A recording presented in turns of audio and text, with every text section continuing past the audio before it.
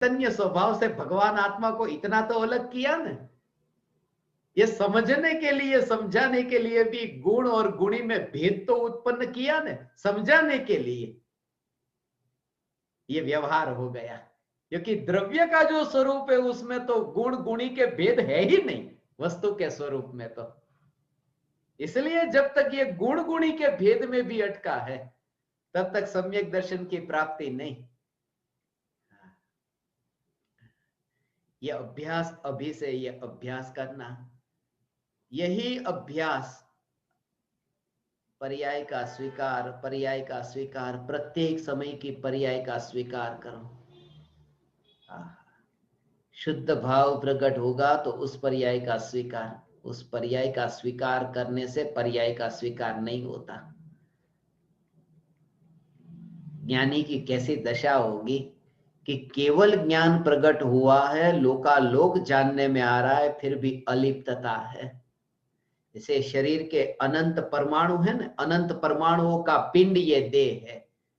इस देह में अनंत परमाणु है, तो अनंत परमाणुओं का पिंड जो ये देह, और इस देह में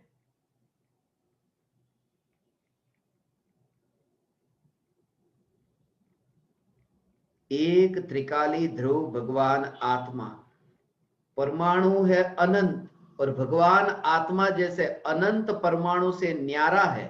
एक एक परमाणु, कौन सा परमाणु में, कौन सा परमाणु में, कि एक भी परमाणु में नहीं। परमाणु में जैसे एकत्व नहीं, और भगवान आत्मा न्यारा, जैसे अनंत परमाणु, अनंत परमाणु में मैं नहीं फैला, ऐसे ही एक पर्याय, दूसरी पर्याय, तीसरी पर्याय, ऐसे पर्याय के अंश में स्वयं को खंडित मानना, ये इतना ही बड़ा अपराध है। क्योंकि भगवान आत्मा द्रव्य जो है, वो द्रव्य पर्याय से, पर्याय का जो अंश है ना, ऐसा अंश, इतने अंश में एक समय की पर्याय में जो संतुष्ट होता है, वो कितना बड़ा अपराधी। तुम तो बड़े व्यापारी हो ना, तुम व्यापारी हो। व्यापारी, व्यापारी क्या करता है कि तुमने पार्टनरशिप में बिजनेस किया तो तुम्हारा 50% तुम्हारा, 50% सामने वाले का, मगर थोड़ा भी कम मिले तो लेने को राजी नहीं होते, कि थोड़ा भी मैं कम नहीं लूंगा, जितना मेरा भाग है उतना भाग मैं पूरा लूंगा। कोई कहे कि आधा ले लो, आधे का आधा ले लो, उसका और आधा ले लो, आधा आधा ले लो, उसमें कम टुकड़ा टुकड़ा टुकड़ा टुकड़ा करता जाए, तुम कहो कि ये व्यापार करने जैसा नहीं है, ये तो पागलपन होगा। कि पूरे पूरे का मालिक में, और एक एक अंश अंश अंश करके, इतने अंश को पकड़ा करके मुझे तुम ठग रहे हो, इतने अंश को, ये सब मेरा, और उसमें अंश को पकड़ाया। वो 100 रुपये में से 1 रुपया पकड़ा दिया तो कैसा लगता है कि अरे 100 का 100 मेरा था, उसमें एक। मगर मिथ्या दृष्टि शास्त्रों को पढ़ करके भी ये भूल करता है कि अरे कैसी ये केवल ज्ञान की पर्याय, एक समय की केवल ज्ञान की पर्याय, लोकालोक को जानने वाली एक समय की केवल ज्ञान की पर्याय, ये त्रिकाली न्यायक का अपमान है। ये एक समय की केवल ज्ञान की पर्याय लोकालोक को जानते, ये जान करके केवल ज्ञान की उस पर्याय की महिमा आए और न्यायक में एकत्व नहीं, वो त्रिकाली न्यायक का अनादर है।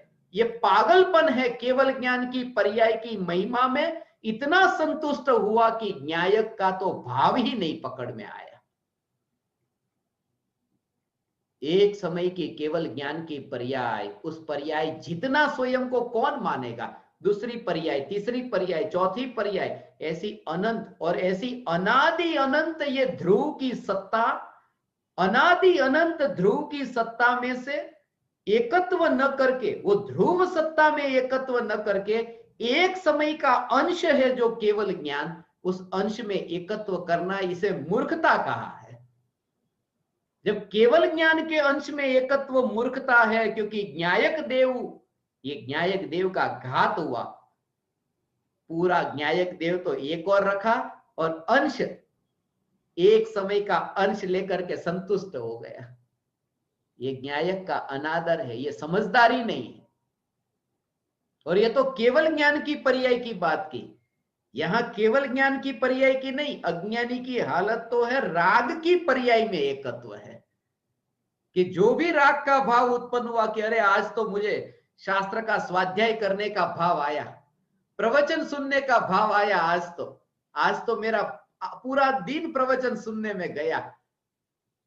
वो अज्ञानी का पागलपन है, अरे आज तो मेरा पूरा दिन प्रवचन सुनने में गया, आज तो इतने अच्छे भाव आए हैं। उन भावों के काल में कि केवल ज्ञान जैसे ऐसे क्षायिक भाव में भी जिसने एकत्व किया और रुचि ली है, उस जीव ने न्यायक देव का अनादर किया, वो संसार में भटकेगा, अनंत दुख भोगेगा।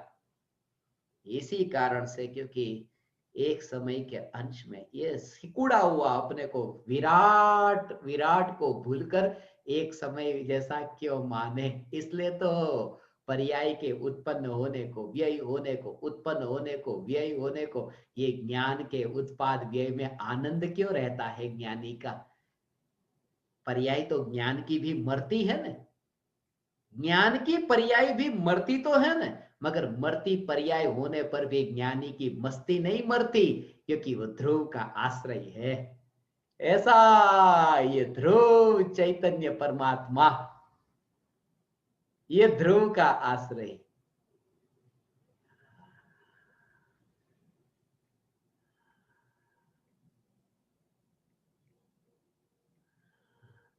ये क्रमबद्ध पर्याय, क्रमबद्ध पर्याय, पर्याय क्रमबद्ध है।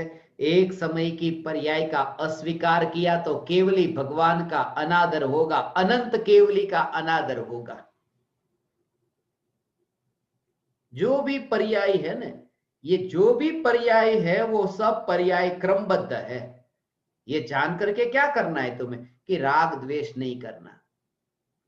जो भी तुम्हारे ध्यान में पर्याय आती है ना, जब भी पर्याय तुम्हारे ध्यान में आए स्वीकार करो क्रमबद्ध में है, राग द्वेष मत करना। ऐसा हो ही नहीं सकता।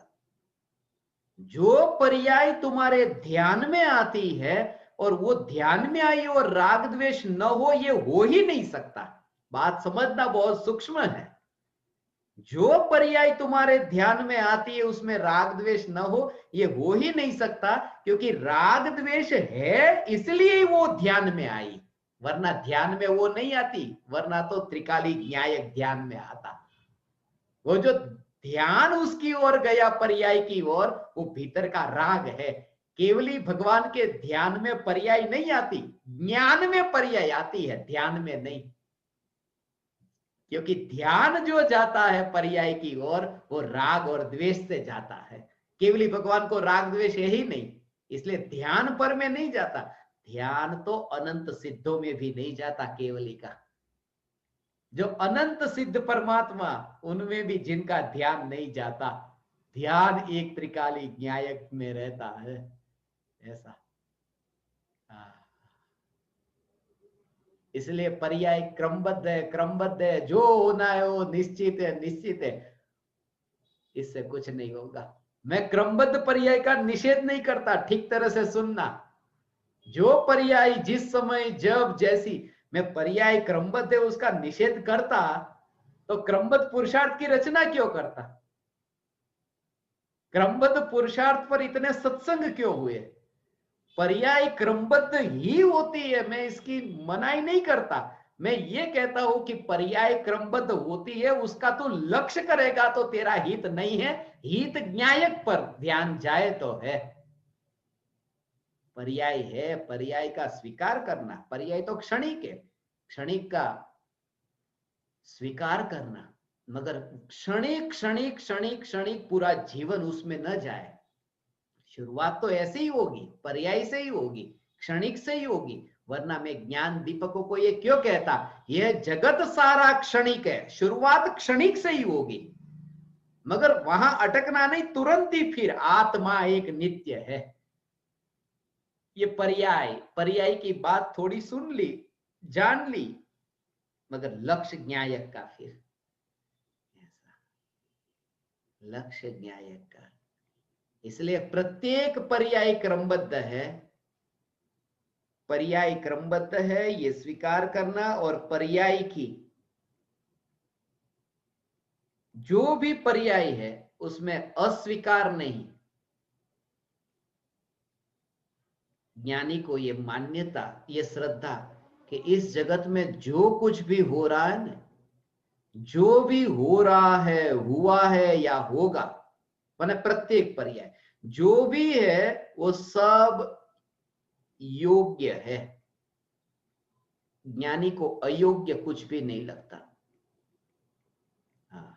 योग्य हुआ, योग्य हुआ, कोई भी घटना योग्य, अयोग्य इस जगत में कुछ होता ही नहीं है।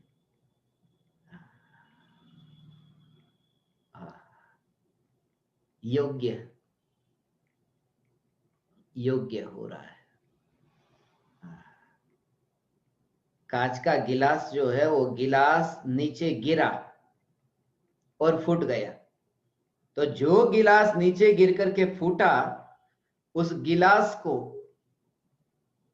फूटने की योग्यता थी कि फूटा, मगर जिसने उसको बचाने का प्रयास किया उसके विकल्प जो है वो विकल्प तो व्यर्थ गए ना, वो विकल्प तो अयोग्य है। जब गिलास को फूटना है तब विकल्प की क्या जरूरत, विकल्प कहां काम में आया, विकल्प अयोग्य है।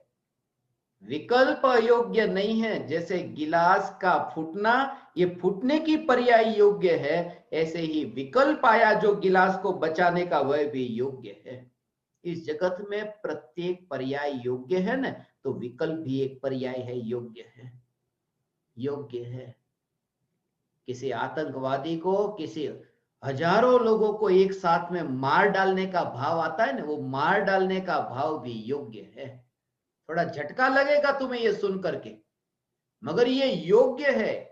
योग्य माने योग्य का अर्थ तुमने अच्छा समझा इसलिए झटका लग सकता है। योग्य हुआ माने अच्छा हुआ। आज तक हमारी मान्यता ये रही कि योग्य माने अच्छा।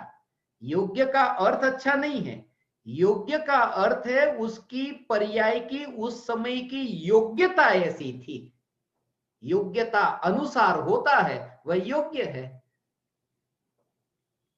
इसलिए प्रत्येक पर्याय की योग्यता ऐसी है, और इस योग्यता के बल पर ज्ञानी को कि उसमें ऐसा नहीं लगता कि अरे इसमें कुछ परिवर्तन होता, कुछ पलटना होता। प्रत्येक समय ये जागृति स्वीकार, जो घटना जब होनी होगी तब वह तभी होगी, तुम चिंता मत करो। आज तक तुम्हें ये समझाया ना, क्रमबद्ध पर्याय में जब जो आना होगा वो उसी समय आएगा, उससे पहले नहीं आएगा। तुम चिंता क्यों करते हो? आज तुम्हें धन चाहिए मगर धन आ नहीं रहा। आज रविवार का दिन है, कल सोमवार का दिन है, कल बैंक खुलेगी कि धन आएगा? तो किसी ने समझाया कि कितनी भी आकुलता करोगे क्रमबद्ध पर्याय में आज धन नहीं आने वाला, वो जब आएगा तभी आएगा। तुम विकल्प क्यों करते हो व्यर्थ के? तो वो थोड़ी देर शांत होकर के बैठा, ठीक है, वो वैराग्य नहीं है, वो वितरागता नहीं है, वो जागृति नहीं है, वो धर्म नहीं है कि ठीक है अब कल आएगा, तो जब आना है तभी आएगा नहीं। ये सुनकर के वो जो चुप बैठा है उसको धर्म मत समझना। वो एक भविष्य की आशा लगाकर, वो पर्याय से छूटना नहीं हुआ, पर्याय से उसका छुटकारा नहीं हुआ, वो भविष्य की पर्याय की आशा में बंधना हुआ है कि कभी ना कभी क्रमबद्ध में होगी, तब तो होगी ना, 4 दिन के बाद, 8 दिन के बाद, मगर क्रमबद्ध में होगी, होगी ना वो घटना। तो माने वो घटना के बल पर वो चुप बैठा है, और नहीं होगी तो नहीं होगी, होगी तो होगी, मगर जोर वहां पर्याय का है, और पर्याय के जोर से कभी पर्याय का स्वीकार नहीं होता। दूर देख करके ऐसा है ये, दूर देख करके पर्याय पर्याय की बात। इन 3 दिन के शिविर के दौरान मैंने जो पूरा जोर दिया है सहज स्वीकार में, पर्याय का सहज स्वीकार पहले तो नहीं, द्रव्य का स्वीकार, मगर पर्याय क्रमबद्ध है। ये सब सुनने के बाद में लोग बात करते हैं ना, तो पहले ऐसा कहते, चर्चा शुरू करते हैं, चर्चा शुरू करने के बाद में थोड़ी देर बाद फिर कह देते हैं छोड़ो जाने दो ने, अब उसकी चर्चा क्यों करना, जाने दो ने, उसकी चर्चा क्यों करना। जे गांव जવું नहीं, ये गांव નું नाम लेવું नहीं, जावा दो। जिस गांव में जाना नहीं उस गांव का नाम क्यों लेना, छोड़ो ना। ऐसे शुरुआत करते हैं, थोड़ी देर चर्चा करते हैं ना, तो फिर रोक देते हैं कि जिस गांव में जाना नहीं उस गांव का नाम क्यों लेना, छोड़ो, अपनी बात करो, चलो। तो ज्ञानी क्रमबद्ध पर्याय पर प्रवचन देते हैं, और प्रवचन देकर क्या कहते हैं कि छोड़ो क्रमबद्ध पर्याय की बात, क्योंकि जिस पर्याय में न्यायक का जाना ही नहीं होना है, जिस गांव में नहीं जाना, अर्थात न्यायक पर्याय में जाता ही नहीं, तो फिर पर्याय का नाम क्यों लेते हो, अपनी बात करो, न्यायक देव की बात करो। जे गाम जવું नहीं, એ ગામનું નામ લેવું નહીં, પર્યાયમાં ન્યાયક જતો નથી, તેથી હું પર્યાયની ચર્ચા હવે વધારે કરતો નથી।